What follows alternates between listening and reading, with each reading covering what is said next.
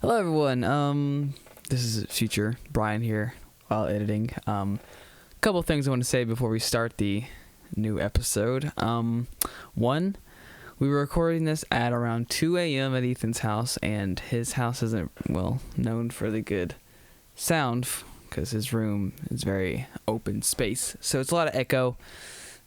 It's just bad circumstances is what the time we could record it, so whatever. But also, two, Ethan doesn't know how to stay in frame, so he'll be out of the picture a little bit because the way we record it. It's honestly my bad. I'm the one who told him to record it that way, but it's fine. But yeah, just a couple things before I head in, and we'll see you. Thanks for watching, and then remember to subscribe and whatnot. Hit the bell, helps us out. Listen to any platform you want: YouTube, Apple Podcasts, Spotify. Doesn't matter. We appreciate you, and yeah, enjoy the show. Hello, everyone. Welcome back to the Tech Freaks podcast. What's up, guys? So basically, we tried recording like 2 times already, and it has screwed up every time. The encoder kept overloading because I was doing too much on my PC. So I was like, okay, whatever, fine, we'll turn it down. So yeah, but we used to be Game Freaks podcast, but as you can tell, we rebranded because we are no longer Game Freaks. We are now Tech Freaks. So, because I feel like we talk more about tech than we do actual video games. I mean, to be fair, our first episode wasn't even about either of those things. It wasn't. It was about our topics on political views and racism and stuff like that.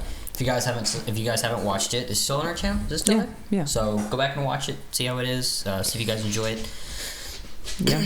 Anyway, Apple's new event that came out on 4/20. So funny. Apple's a comedian now, which is also Hitler's birthday. Which, by the way, you guys, that was my original joke, but you couldn't get it because the recording was messed up. So, ha. I really don't think they care. They don't. Anyway, but we have quite a few things to talk about today. Yeah, quite a few things. We basically we're only talking about the Apple event at the moment, but it's a lot of stuff, a lot of exciting things because the event name was Spring Loaded. I think it's a very fitting name. Do you ever think they're just going to start running out of names at some point? No. Or they're going to keep going back to one more thing every event they have one more thing? No, it's Apple. That is a funny thing though. Like every event has its own name. I don't know. They just have no fun fact: the iPhone was actually a one more thing. What? It was, wasn't it? Yep. They started talking about their computers. Makes sense, dude. The iPhone was revolutionary when it came out. Like, Steve Jobs probably was very proud of that thing. I mean, I would be too. Considering it to be like the one more thing instead of the main event of the. I think last year the one more thing was the Mac event. And one Mac event, yeah. And the iPads and stuff. Yeah. That was pretty cool too.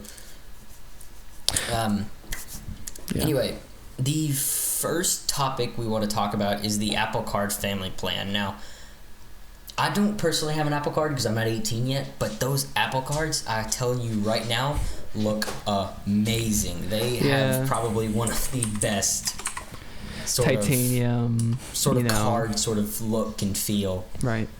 Well, it's just Apple's very extra.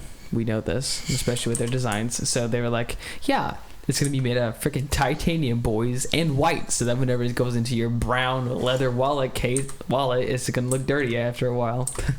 You work at Chick-fil-A, so you've probably held and seen a few of the Apple Cards, haven't you? Yeah. Dude, they're so nice. They're heavy. Like, it's a quality. But what a really weird thing is that, you'll see the actual original Apple Card, which is the white one, which is the one y'all see on screen now. And then you'll see it in the, the app. You'll have kind of the purple and yellowish sort of look, which you'll also see here. I kind of wish they would make the actual physical card like that too. That would look really cool. Well, yeah. Imagine, this is stupid, but like imagine they like make the card, but like it connects to your iPhone so that like with the colors on the app is also the color on the card, like somehow how that would work, like lights or something. Like you just change colors? Yeah.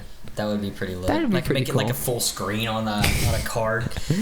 Goodness. I mean, if they could fit a tiny screen like that on an Apple Watch about that thick, I don't know why they couldn't. Sure. Anyway, that's besides the point. So what the Apple Card is basically is what they were talking about is they're trying to quote unquote innovate more in the credit card business. What they were saying was basically other people on the same credit card couldn't build their credit score. Right. So what they're doing with this family plan is for other people. Like it's for especially for like upper class teenagers, like 16 to up to. The age limit is actually 13 and up. So Yeah, I think it's a little interesting. I wouldn't trust as a parent. I wouldn't trust any of my children. I mean, I'm not a parent. I'm saying if I was a parent, I wouldn't really trust my kids with a credit card. At 13. But I understand what the thought. Like at such a young age, they can build their credit score. Right. Because very important in life. Credit scores not only can help you make major purchases like houses, cars, stuff like that, but it can also help with like getting future jobs, because some Right. job applications require you to put your actual credit score on there. And if you're a 16-year-old applying for a job and have a credit score the same size as maybe a 30-year-old, maybe even a 40-year-old, Yeah. then they're like, okay, this kid knows what's up. This kid knows Y'all, he knows what's up, brah. this kid knows what he's doing. Right. And I definitely need to build up my credit score. My dad was thinking about getting the Apple Card at some point, but then he was like, nah. So that's a big lit moment. But as soon as I turn 18, I'm definitely getting the Apple Card, and there's no doubt about it. It doesn't mean you should use it. Well, okay, the smart way to use a credit card is like for like gas and like food, so that you can pay it off at the end of the month. Right. So like, yeah, that's the easy way to build a credit score. Exactly. Tip for you guys. All right. Now, I have to say, this is one of the coolest things I have seen in such a long time. And that's going to be the new purple iPhone 12. Now, I mean, to be fair, the iPhone 11 came in purple, though. this is a different kind of purple. I mean, true. This looks like it belongs in Barney's back pocket. I mean, this thing is amazing looking. You can see it on screen here. It is probably one of my favorite looking phones. I will agree. It looks really good. I am not, and I'm not even a fan of purple. I don't like purple. Okay, that's a lie. I have purple lights all in my room, but like, usually I'm just not the biggest fan of purple. Yeah, exactly, but this just, I think to be honest with you, I might take this over the gold iPhone 11 Pro. I don't. Mainly, not features wise. I mean, of course, if I could get the iPhone 11 Pro, I'd take it over the 12. But the colors. If they had a purple iPhone 12 Pro, I would take the iPhone 12 Pro. Yo, I saw like people on Twitter, like they had renders of like a 12 Pro Max purple iPhone would look. Bro, it looks so good. I was like, okay, it does. Apple, it looks get on amazing. that. So does this blue. Oh my goodness, this blue, guys. You guys can see it on screen here. It looks so good. I love the blue color, but that purple just really shows like the iPhone 11's purple. It was kind of washed out in my opinion. It does. Yeah. Like it kind of looks like it kind of looks like someone just took like a normal purple iPhone, like the space iPhone 12, that purple, and shoved it into the washer and dryer, and then it came out all weird, and it didn't look very good. No, I agree. It looked a little interesting. But it's fine. It kind of looked white-ish, like I don't know. You can see it on screen. It doesn't even look like purple. I don't know what color they were going for here, but this does not look like purple. I've seen, okay, so we have a bunch of friends who, like, you have a white iPhone 11, and then Brianna's friend, she has that purple one, right? Mm-hmm. When I saw it, it looked white to me, and then when I looked a little closer, I was like, oh, just looked like someone had a white iPhone 11, and it just got dirty. Yeah. Like, it doesn't look purple to me. So they fixed it with iPhone 12. It looks a lot better. Like, you'll see on screen here, this is the purple iPhone 11. This is the purple iPhone 12. It looks... It's a big difference. It's a big difference. So, yeah. But it looks amazing. I'm glad they decided to add that into it, because you would go to the Apple website and you would see... You know how they have it in, like, rows of 2? Mm-hmm. They would have 3 colors here and only 2 colors here? Yeah. But they added another color to it. Just made it look amazing. They should have added it, like, at the beginning, but... Maybe it's like a production thing, like they couldn't get it ready. I mean, I guess I can understand why they didn't. It kind of looks like a lavender purple too. Yeah, looks awesome. Looks good. Oh, I don't know if you guys know this. They also changed the Product Red from using the money from Product Red to go to the globally fund AIDS, to get rid of AIDS. But now they changed it to COVID-19, which is respectable. Which is a really good thing to do. Not to be like rude to people with AIDS, but like I feel like COVID is a major problem right now. And the red iPhone affects a lot more people. Okay. I feel like they changed the red iPhone 12 compared to the iPhone 11. I've seen both of them in person.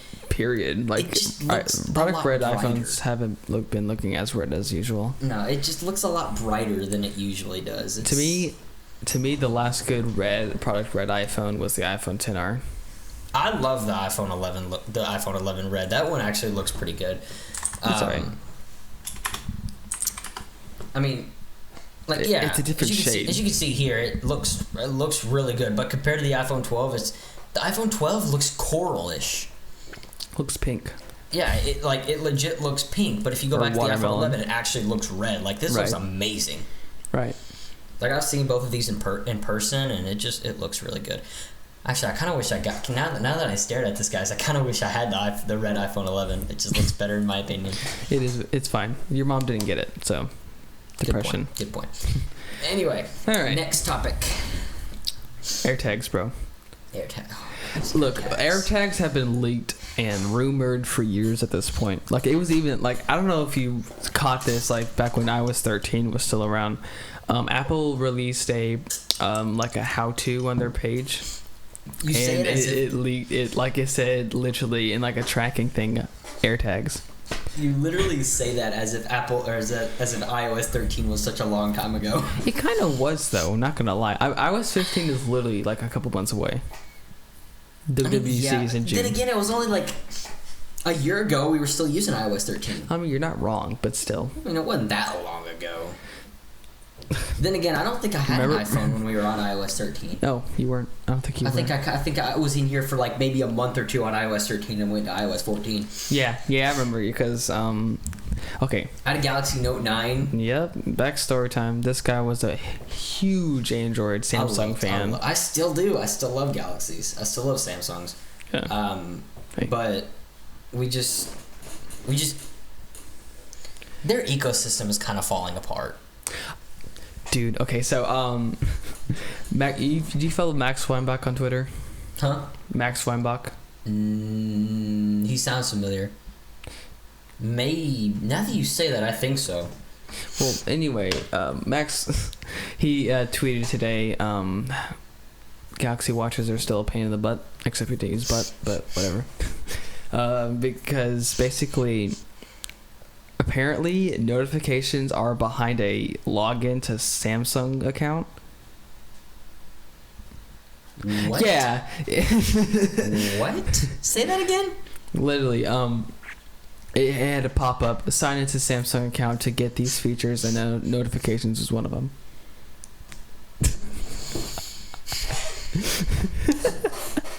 This guy? Yeah. Oh, wait. Here, let me scroll it for you. You guys are right. Yeah, it's right here. Let's pull up Twitter so you guys can see it. But that is ridiculous. Yeah, here, look.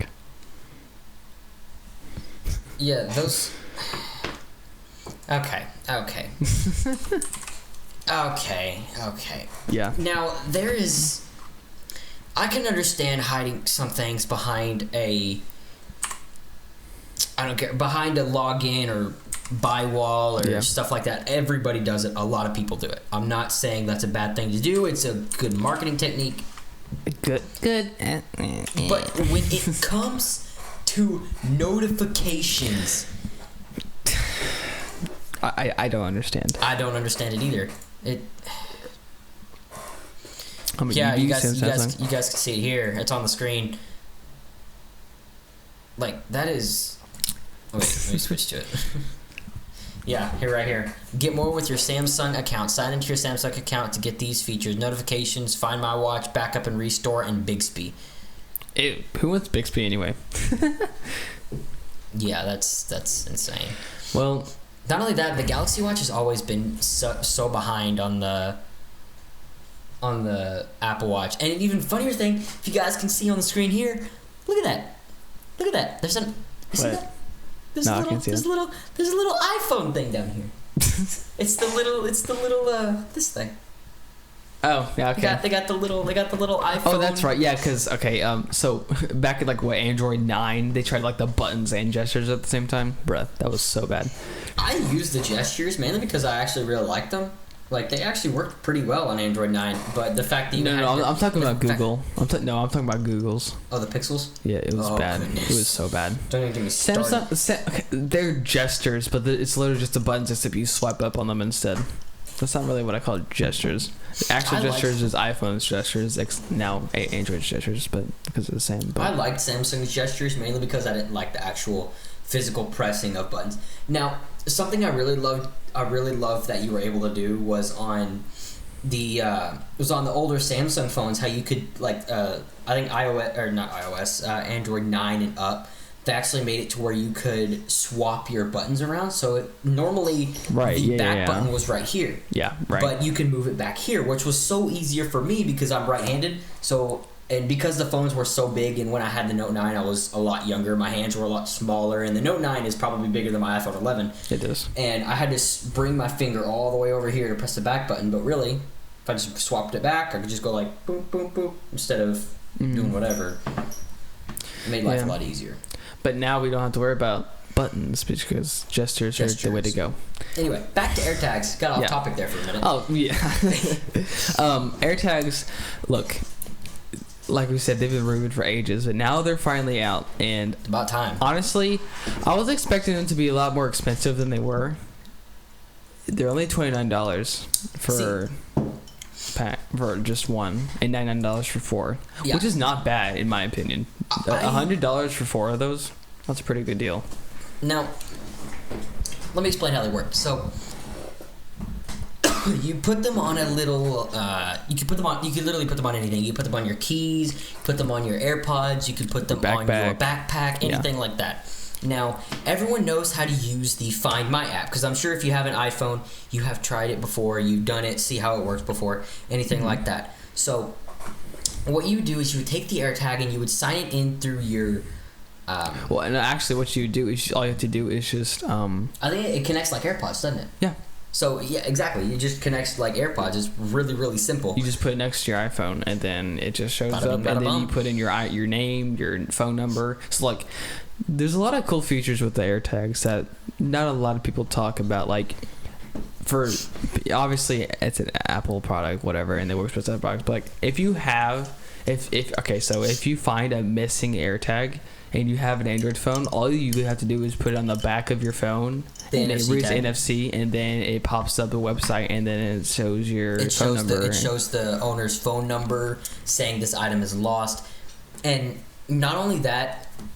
How many times have you guys... I'm going to use my AirPods as an example. Do you have your AirPods on you? They're in my jacket over there. Grab mine. They're right over there. All right, hold on. They're right on top of my shelf. So, how many times have you guys had, let's say, for example, you guys own AirPods. If you go on Galaxy Buds, the same thing. These things are tiny. I mean, I'm not going to lie. These things are pretty tiny. I have not lost them, but I have misplaced them several times. Mm-hmm. How many times have you misplaced them and not knowing exactly where they are? They know they're in the house somewhere, but you don't know exactly where they are. You kind of wish, oh man, I wish I could, through Find My, I could find out where it is. Like it would point me in the right direction on where it is. That's a thing now. Now with Apple AirTags, it actually pops up a little UI showing you how to get there, how to find where it is. It's insane. I actually really like it. All that is just the power of the ultra wideband chips that they have in the AirTag which, by the way, that feature only works with iPhone 11 and up because it was introduced to iPhone 11 with the U1 chip. But it's really nice. Like all you have to do is.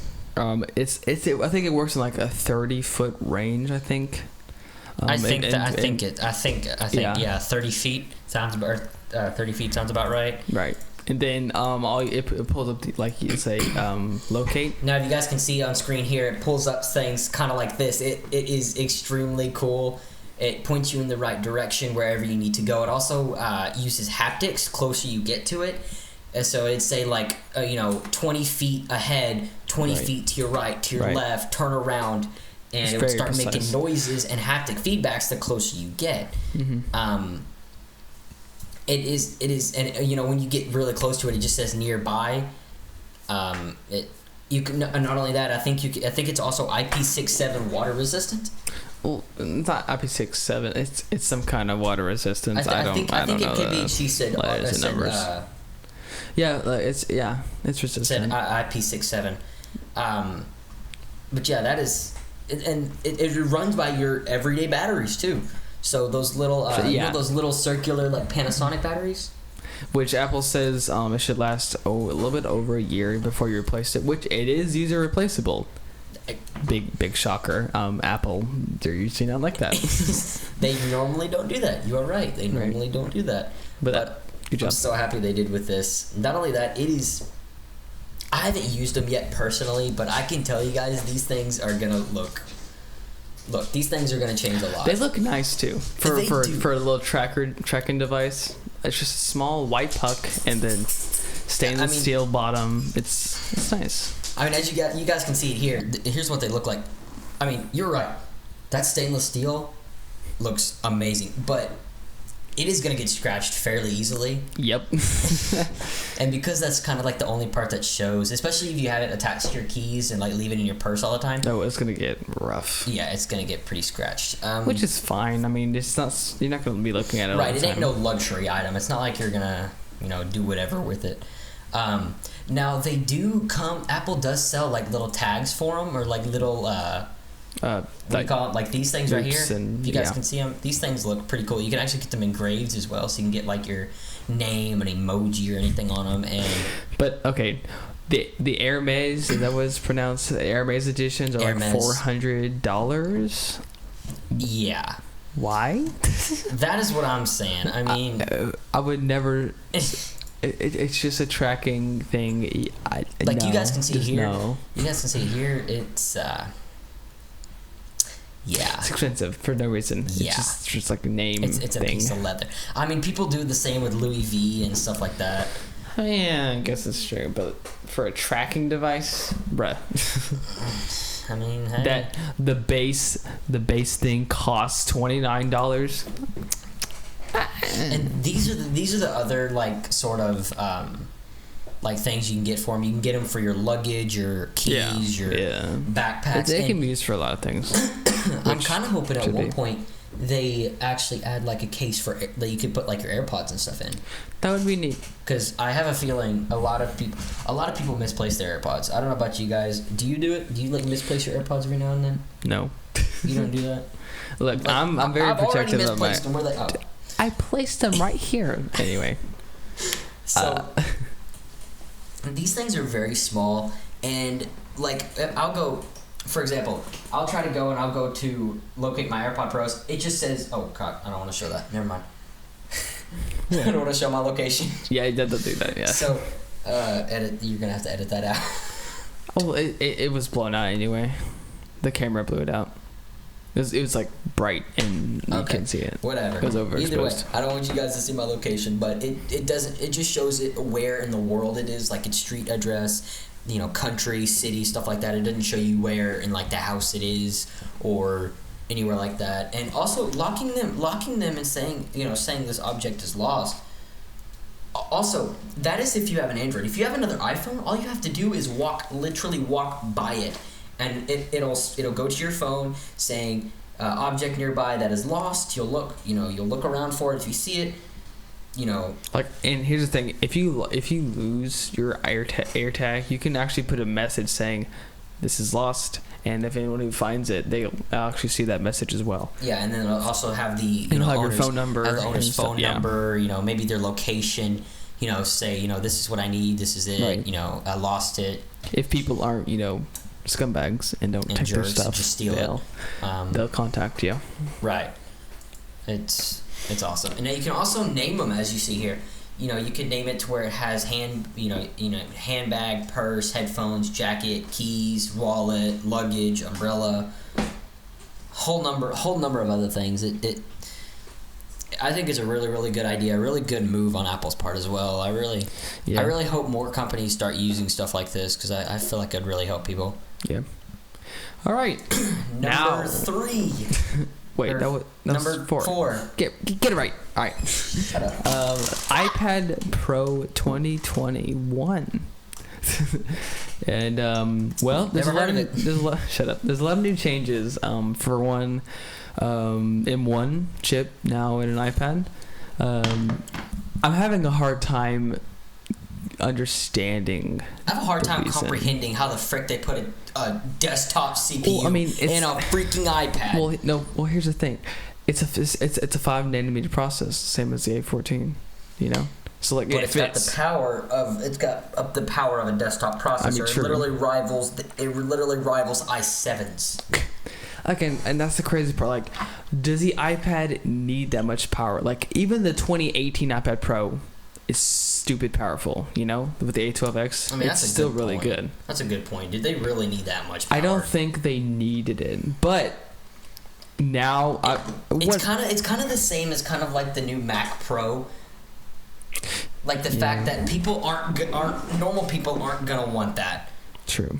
I feel like that's why the M1 iPad is more for people who really take passion in the iPad game or productivity. Yeah, that sort of drawing thing. One worthy upgrade I will mention that actually I think makes sense is the LEDs. No, we'll get to that. But I'm talking about like the 8 gig and 16 gigs of RAM now. Oh goodness. Which 16 gigs I think is way overkill for an iPad, but 8 gigs is good. So basically, what I'm expecting out of this is none of my apps are gonna like reload or respring, on an iPad, because like sometimes like on your phone, like you try to open YouTube or something, and it just like reloads. Right. And you lose your video progress. Right. I'm on an iPhone 10. It has 3 gigs of RAM. I run into that problem all the time. I freaking hate it. I don't run into that problem, but whatever. Shut up. No one asked you. But he has the old iPhone 10, the one from like bad, 2018, y'all. 2017. 2017 is even worse. Look, y'all, this is a beautiful phone. Okay, I love it. Look, it's got Face ID. It's special. Slow Face ID. But shut up. Slow Face ID. But yeah. Don't be like Brian. Get an iPhone 11 or an iPhone 12. I guess we'll just have to see what WWDC holds for iPadOS, because right now... That's a good point. Because, see, it is almost the same price as the... I'm not going to say the newest of the newest Macs, but... MacBook Air. The MacBook Air, for example. Right. It is the exact same price. The 12.9 inch is $100 more than the MacBook Air. And the MacBook, not only does the MacBook Air also support, also have like the same processor and everything, but it also supports, different displays. The iPad has it, but it cannot multitask and the MacBook Air runs macOS. And way more powerful software than iPadOS, which is what I'm saying.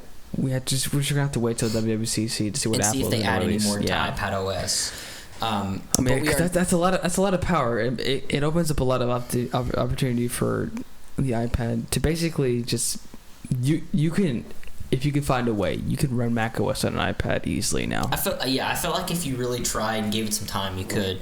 I'm sure someone could figure that out. Well, maybe. Okay. Yeah, the most expensive iPad Pro that they have right now is for $2,300. It's very expensive. Very. What I think. Okay, so here's an actually interesting thing. You mentioned the 12.9 inch earlier.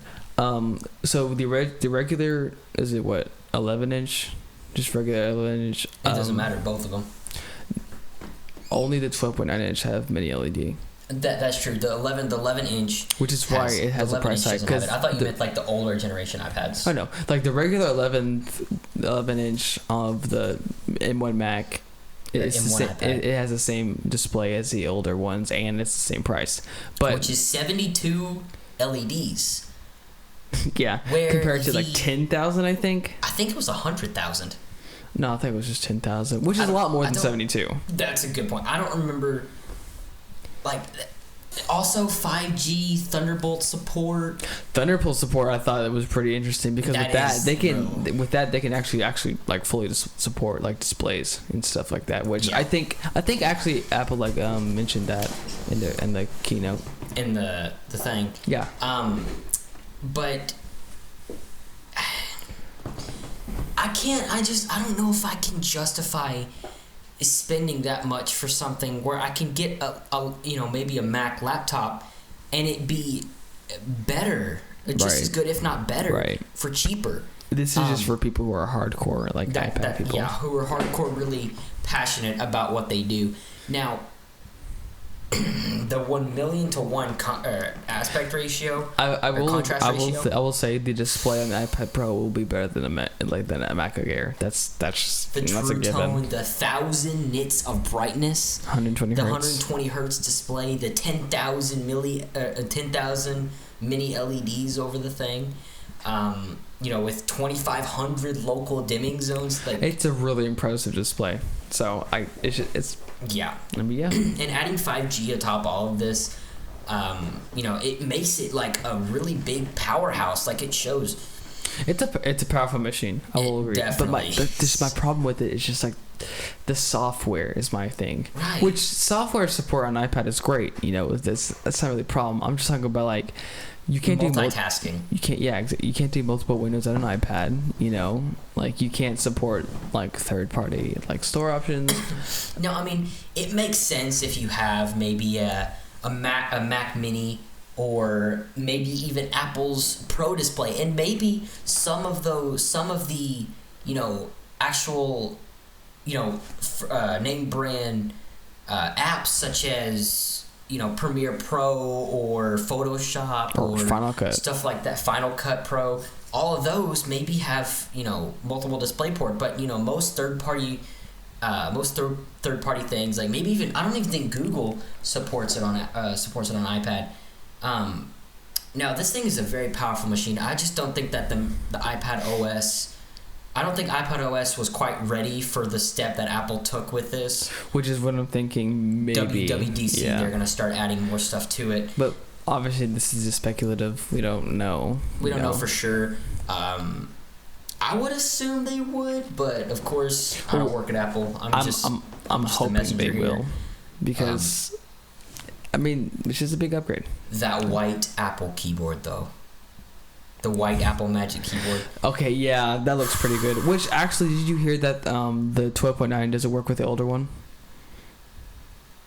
Seriously? Yeah. I don't know why. It's just like it was reported from like The Verge and Mac Rumors. So you're saying the newest M1 12.9-inch MacBook doesn't work with the iPad doesn't work with the last gen Magic Keyboard? No. Why? The 11-inch does, though. The 11-inch does, but the 12-inch doesn't? I don't know why. I'll just have to look into it later. I don't know. Yeah, but what does the screen have to do with that? I don't know what it would have to do with it. I'm just saying it's probably the screen. I have an iPad. I have the 7th gen iPad. Yes. Yeah. No. Yeah, the 6th gen. Yeah, it's the 6th gen. The 6th gen iPad with the Apple Pencil and everything, and I love it. As a matter of fact, it's on my bookshelf over there. Yeah. I love it. I don't use it every day, but I really do like to just, wind down for a little bit, watch some Netflix, some movies and stuff on it. Maybe just chill and watch some YouTube on it. I love having a bigger screen and the 12.9-inch display. My mother has the last gen, the 2020 iPad Pro with the Apple Pencil, and it's a beast. That's the thing. It's a serious machine.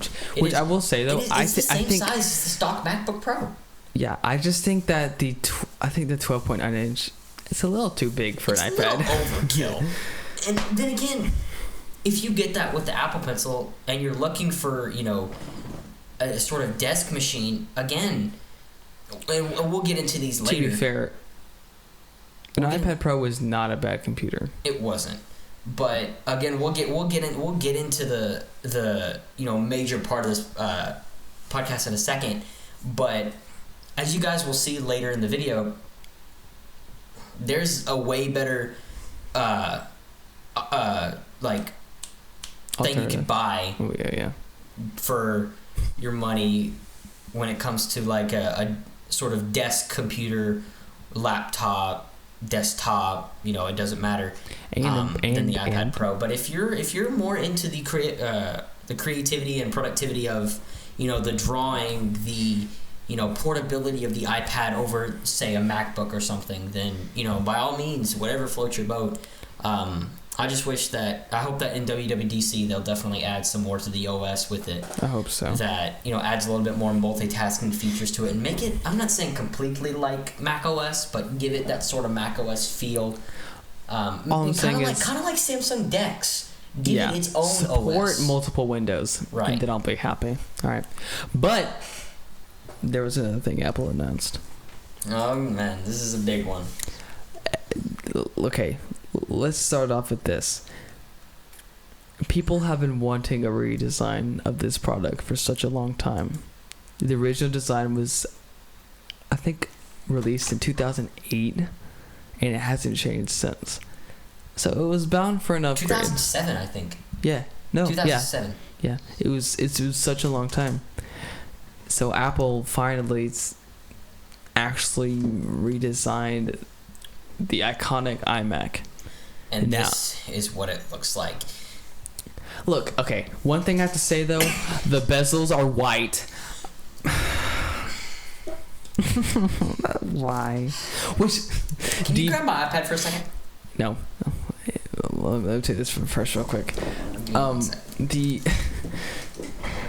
I'll go ahead and say, Dbrand actually makes a bezel skin for the iMac just because it's like for black, and it costs $50. 50? Yeah. Jeez. Yeah, it's a little extra. Now, I have a rose gold iPad, a rose gold iPad.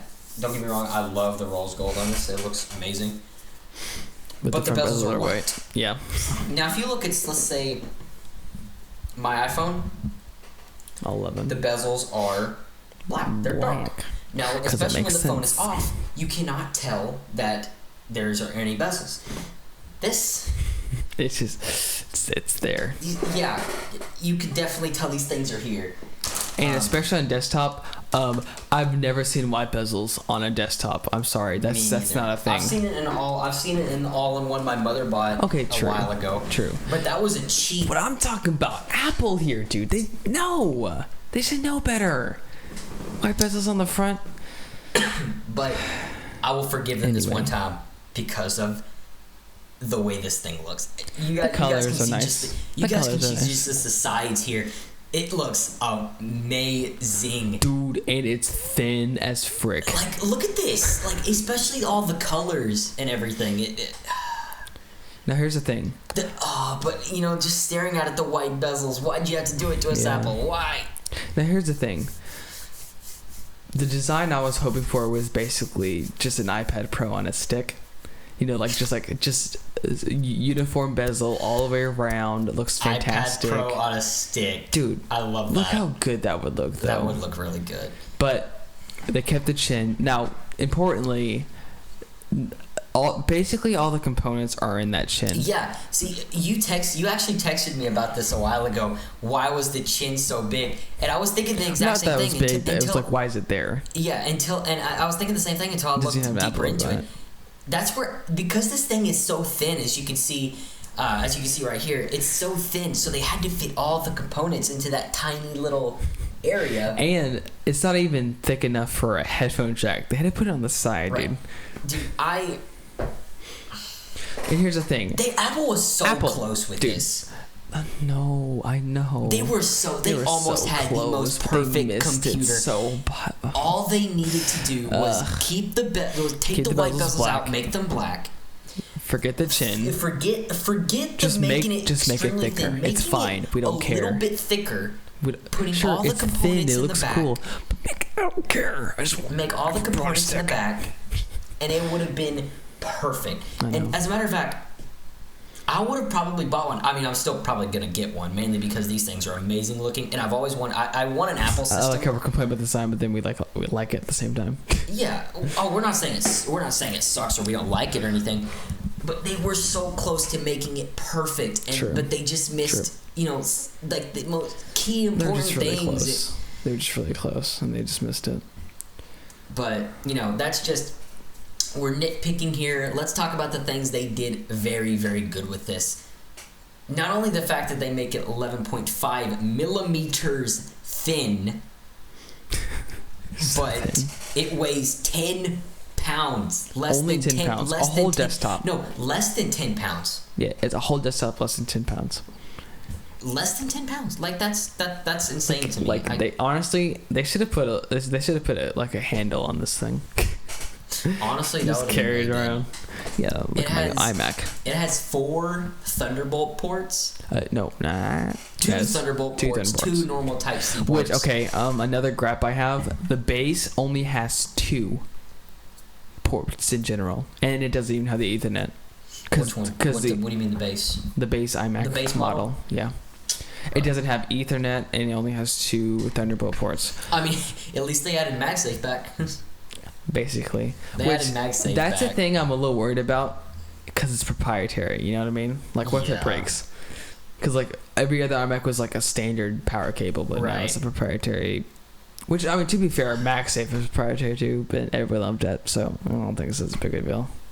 But, like what I was saying, they put the Ethernet into the power brick itself, the Ethernet input. Oh, jeez. Which it's an interesting choice. I mean, basically they said it's less clutter. I mean, I guess. That but scares me. I just, for some reason, it doesn't look right. Like, what if it gets too hot and just melts it? Like, my brain is just like thinking of the worst thing. I'm sure it's fine. Right. But why isn't it included in the base model? That's very, like, they made 2 different specific chargers. Or different power. 2 different chargers? 2 different So you're telling powers. me you can buy the base model and just buy a charger for it and it has the same performance? No. What I'm saying is the base iMac's power cable doesn't have the Ethernet put on it. I know, that's what I'm saying. You can just go out and buy a cable that has it. Yeah. Oh my god. They didn't think about that either. No. But that just brings so much crap into manufacturing. Like, bruh, they could have just stick to one. That's just gonna That's bad. But the one, luckily, the one ahead of him is only $200 more, and then it adds all those things. So it is what it is. Basically, they should just like wiped the base model. It shouldn't even exist. Good point. Now, as you can see here, excuse me, on Apple's website, they say it's got a 4.5K Retina display. Now, it's a good display. It's a good display. I love 4K. My TV right here, that's right next to me, is 4K. My TV in my living room is 4K. My dad has a TV in his room that's 4K. My sister has got a 4K TV. If you can't tell, our family's obsessed with 4K. I like 4K too. When I first saw the Apple event and they were talking about a 4.5K display, I was thinking to myself, it's not going to look that much better. But, going back and actually looking at a 4.5K screen... Well, also, here's an interesting thing. This is replacing the base model iMac before, and do you want to guess what the resolution of that display was? What? 1080p. Yeah. So, but to be fair, I just feel like... What is the MacBook screen resolution? It's like... it's some random number, like 1250. So it's not 4K? It's like 2. It's like closer to 2K. Oh, goodness. Come on, Apple. It's fine. It's a laptop. It's a smaller screen. It looks sharp. It looks good. Like, my dad has a MacBook Pro, and it looks good to me. So, but 24 inches though. Yeah, and the last model that's bigger than that monitor I have over there. Yeah, and the last model was 21 inches. So it's actually bigger by a lot. The 500 nits of brightness. It's a way better display than the other iMac. And the 1080p 60 actual front camera. Impressive. That is extremely. Dude, this, as you guys can see here, I'm using a Logitech actual webcam. It's 720/30. Mine's 1080/30, and man, dude. Yeah. The fact that they could fit that into something this small, is ridiculous. The microphone is supposed to be really good as well. I haven't exactly heard how it sounds yet. It has like a 3 mic array, which with studio quality mics, I'm sure they sound good, like in a Zoom call. Studio quality is a stretch, but it's fine. Right. They also have the very good the speaker system should be really good though. Yes, I was just going to say the force canceling woofers, like the subwoofers, the and they say, sort of surround sound thing looks amazing. Now we have the creme de la creme, the cherry on top of this Mac, and that is of course going to be the keyboard and mouse. No, I'm just kidding. It's M1 and Big Sur. I mean, how could we say anything else? The M1. I mean, should we say anything else? Yeah, the M1's like, for what it is, M1's just a really powerful silicon. This thing rivals some of the high end i5s up into the lower end i7s. Like, this thing's dude, it's literally like the most powerful. Like, if you're talking like MacBooks, it's like the most powerful, especially in tablets.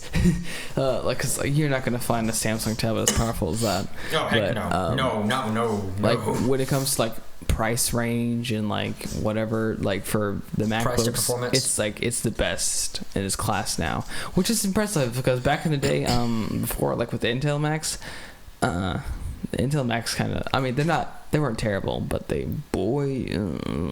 now if you're trying to use this thing as you would use maybe an i7 7700K or an i9 10900K.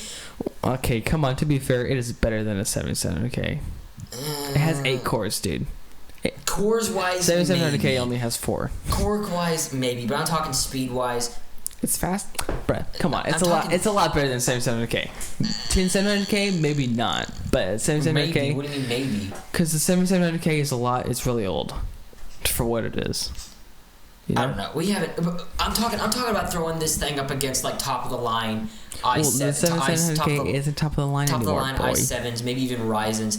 This thing rivals some high end i5s and some low end i7s, but like it even beats like Core i9s in single core performance and like other, like an iMac with the i9. So it was like, it's really impressive. See, so many. That's the exact same with the Threadrippers. The Threadrippers have always sort of had the smaller and sort of, I guess, weaker single core performance compared to Intel with their multi-core. It was kind of ridiculous. I'm not gonna lie. I do love this thing, but I'm not gonna trade it over my my desktop. If you're gonna use this thing for gaming or anything like that, I wouldn't expect some crazy you can't even game on the Mac high performance. Anyway. You can't even game on Mac anyway. So I mean, you can. People played Fortnite on Macs before. I mean, true, but like, if you're trying to get 120 FPS on Fortnite if you're gaming, go PC. It is what it is. Go PC or console. Pretty much anything. If you're going pretty much anything except maybe some editing, go with Windows. Mainly because Windows can do a lot more than Mac can. Windows is. I mean, sure, but Mac is way too proprietary for a lot of people. No, anything you can do on a Mac, you could do on a PC. iOS and iPadOS are very restrictive. I agree, but when it comes to macOS, it's a lot more open. I'm just saying, if you're like you can easily code in like all that crap on a Mac. In fact, some people prefer it. So, obviously, video editing on Mac, especially this, obviously, this thing is around. This thing, when we first bought it, my gaming laptop was around the same price as this MacBook or as this iMac, and it's better performance wise. How much RAM does this iMac have? It's up to 16. 16. What speed? What's the speeds? I don't know. Mine's 32 megahertz. I don't know what their speed is on this. But no, okay, no, your the iMac is better. Not graphics wise, because you have a dedicated GPU. But with everything else, the iMac it's better than your PC. Not RAM wise. Yes, very nice because it's unified memory, so it's actually really fast. And I have multi-core. It's probably way faster. I have multi-core RAM. I'm trying to find out how much RAM it has, but it's not wanting to tell me. It has 16, up to 16. Wait a minute. The first 3 say 8, but it goes up to 16. Yeah, it's 8. No, because it goes to 16. You just go to like buy and then like view the full list. But yeah. 7 cores, not bad. Actually, it's an 8-core CPU and it goes up to 8 cores with GPU. The base model has 7 cores for GPU. Yeah. 8 gigs of RAM. 8 gigs of RAM. Well, no, actually, the base model says it has 4 gigs of GDDR5. Or DDR5. What? Yeah, the base model says it has 4 gigabytes of DDR5 memory, with 8 gigs of DDR4 RAM with the highest. So 4 gigs is the stock model, but it's DDR5. Well, that's graphics RAM. Oh, that's GDDR5. That's not. That's graphical RAM. Yeah, that's not. Radeon RAM. Pro 560. What are you looking at? Apple's. They're like their thing. Which product? Because it doesn't have a Radeon GPU. The 24-inch iMac. Unless I'm 8-core wrong. GPU, 3.0 gigahertz. Radeon Pro 560 or 560X. Yeah. Yeah, that's kind of insane. I didn't even know it had a dedicated GPU. So I'm back and in a hair tie. Don't ask why. But actually no, it does not have a dedicated graphics card. It was what he was showing at the bottom was comparing to the last iMac. I wasn't over there to see it, so he was probably confused. It is what it is, but yeah. Just want to fact check that real quick. All right, let's get right back to it. It's not really dedicated. It's just, okay, I guess it is. I don't know. It's dedicated. But, okay, it's a piece of... Okay. Well, sorry, anyway... Sorry, you NVIDIA fanboys, but that thing's kind of a piece of crap. Not gonna lie. Now, one thing I really wish we would get more of is the Magic Keyboard with Touch ID. I'm glad they introduced that, because I've always dreamed of that happening. Like, it just, like, Touch ID on, right. Magic Keyboard. Like, it just makes a lot of sense. We have Razer gaming keyboards that we use on a regular basis. Right. I wish our Razer keyboards would actually have like a. I don't want to say a finger. Well, yeah, I think a fingerprint sensor on a Razer keyboard would be pretty cool. I feel like a lot of people would buy that. Yeah. Now. Stop. You're not in frame, dude. No one can see you. Hi. You're like in the bottom corner. There you go. Man. You're good now. They have quite a bit of accessories. They've got the LG Ultrafine 5K display, the AirPod Max. They have the Magic Mouse 2, which actually looks pretty cool. It comes in black. Yeah. Okay, the thing with the Magic Mouse, though, ergonomically, it feels like dog water. I'm sorry, it does not feel good. But for editing, though... This is the mouse to go with anything. True. Yeah. I use the Razer Mamba Elite. I use the same. And it's really good. It's amazing. But, okay, to be fair, though, the Magic Mouse, it has a touchscreen back, so, like, when it comes to editing, like, you can just scroll. It's really good for that. But anything else, like, ergonomic-wise, even freaking charging, bro... It sucks. Even what? Charging, like, to charge it, you have to, like, plug it upside down and plug the lightning cable in. You know what I wish they would do with the MacBooks? What? Put wireless charging on the trackpad. But you couldn't use your Mac. It's called external mouse. Not everyone has an external mouse. Who actually uses the trackpad on the MacBook? Everyone? Seriously, you guys are weird. You guys do that. You're weird. Dude, have you ever felt a trackpad on the I felt a trackpad MacBook? on mine. My trackpad actually feels pretty good. No, dude. Like, I love the flawlessness. Bruh. And I love the MacBook. The MacBook trackpad is way better than that thing. Oh, you don't have a MacBook. I also really My dad does. I also really love the dude. It's a 3D Touch trackpad. It's so good. Now my laptop has a button right here that you could push to turn the trackpad off. If you don't want to use it, push the button, turn the trackpad off, and go back to a stock mouse. I'm using the trackpad right now. Nothing's happening now that I turned it off. It also pops a little warning up, letting me know that it's not there. That's just a gaming PC. They just random crap that they're in. I wish that if Apple would add that would actually make a lot of people. It's not because everyone uses the trackpad on a MacBook anyway. So like, what's the point? You're not gonna accidentally touch also the trackpad if you're using a mouse. Spending $50 on a whole different keyboard for freaking, for like a keypad. Yeah. But this, guys, I want to like this. I really, really want to love this. What? But I can't figure out a way where you would want to use this. It's the Logitech wireless solar keyboard. It's a solar-powered wireless keyboard. I want to love it. I want to love the idea of having a keyboard that is solar-powered. Like, that actually sounds really cool. Right.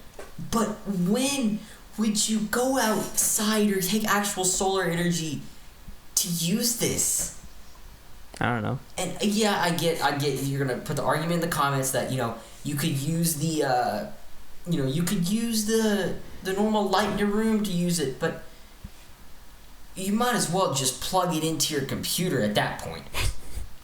It's dumb. Why are we talking about that keyboard?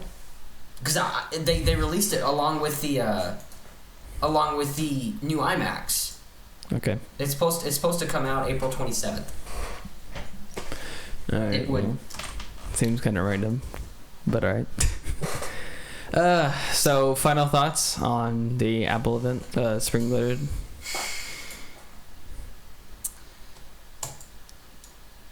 I like most of the stuff they added. The AirTag is awesome. That's a great idea. The actual Apple Card idea that they decided to come up with, loved that as well. The purple iPhone 12 looks amazing as well. I really like the way they decided to go with the look on that. The iPad Pro, amazing idea. Not personally something I would choose, but if it's something you guys would use, I'm okay with. I actually really love it. I cannot wait for WWDC to, show off some more of the show off some more of the capabilities with like the, what do you call it, iPad OS. Yeah. Now the iMac. It's a bit of a mixed bag. Yeah, it is. It's a mixed battle for me. Oh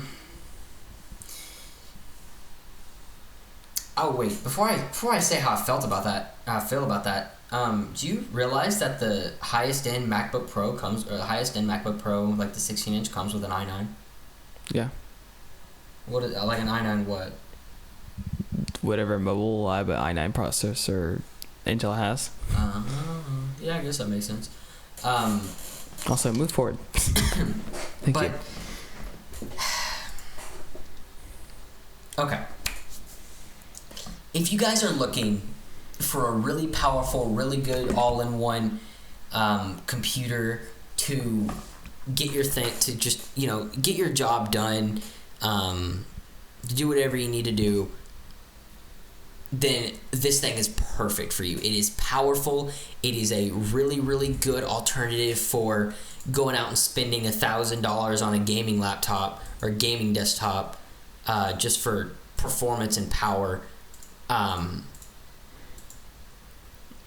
think for its price point, especially the way GPUs and stuff is extremely expensive now, I say this thing is a really, really good deal. Yeah, I think it's well priced. With the 8-core M1 chip that makes it really good, the 7-core GPU, which is amazing, the 2 Thunderbolt ports, the 4 USB ports, the Magic Keyboard. I mean, even the cheapest base model of the of it comes with the Magic Keyboard, not the one with Touch ID, but it comes with the keyboard. Well, I mean, how would you use it? What do you mean? How would you use an iMac without a Magic Keyboard? You can't. So I guess that's a good point. Better be bundled. But it uses it. I really, I think this thing is gonna grow on me a little bit. Will I buy one in the future? I say probably. I say if they release, if they don't do anything crazy with the sort of iPad OS with multitasking, like for everyone's iPad or anything, I would see myself buying one of these and having a separate desk set up for Apple stuff, just because of how powerful it is when it comes to not only editing, but the 4.5K display looks amazing with the storage wise, the RAM wise. Yeah. I mean, all of them have 8 gigs of RAM, but still, it's probably pretty fast RAM. Yeah. And the Magic Keyboard with the Touch ID. If they see, the reason I'm having a problem here is not only I know I said it was a good deal and everything, but it's just $1,300. Okay, it's to me it's still a good deal. And that's the cheapest version of it. The most expensive is $1,700. What I feel like is this is for a specific audience. What this is for is like college students or like kids. Not kids. Kids. Well, I mean, you say college students as it's $1,300. Well, I mean, the way Apple was marketing it, it was like in like a kid's dorm room and like in a kitchen. Right. Like, why would you ever put a computer in a kitchen? I don't know. Yeah. I mean, the colors are really a thing that sell that to me, because the colors are very, like poppy. Or not poppy. They're kind of pale in the front, but just have iMac in all those colors is very like, hey, it's a flash. It's flashy, Right. So, I just think the colors. I really like the colors. I like the colors too. You look at other laptops and desktops and computers. They don't really focus on the actual color of the, like the actual color of the actual system itself. You look at gaming laptops. They have the full on RGB. They're the gaming desktops. They have the full on RGB fans and stuff going on. You look at the gaming laptops. Most of them are like black and red. But you look at like the normal everyday laptops, they're either like gray, white, or black. Right. There's no really cool colors, especially the all-in-ones. Most all-in-ones are either gray, white, or black. I mean, Apple was a criminal when it comes to that. If it having the same colors, the same white, black, and gray that they've used since 2007. They didn't even have white, bro. They just had silver and space gray. But hey, they brought the colors back. I like it. I actually really like the colors. So yeah, I feel like our takeaway on this is, if you guys really, really, if these things help with your job, because that's what most electronics are, especially cell phones or computers. They are tools. Right. They're stuff to help you. They're supposed to make your lives easier. Supposed to make your lives, it's supposed to make you get through things easier. Right. So would I recommend buying the brand new iMac? I say heck yeah. I say if you have the money for it and you want it, go for it. I agree. This thing it's pretty worth it. I say personally, I would probably go for the go for the second one, the one that's $1,500, just because of, not only do you have slight better performance wise, but you have the extra port, you have the extra USB 3 ports, you have the of course the Gigabyte Ethernet, the Magic Keyboard with Touch ID, the faster RAM. It's just a better deal. It's a better deal for what you get. Now, if you want to go top of the line, and go from straight 256 to 512 gigs of storage, go crazy. Go crazy with the new the one that's $1,700. Actually, now that I think about it, I think you're just spending $200 more just to get a 512 gig of storage. So actually now that I say that, don't do that. I say go with the second one. Yeah.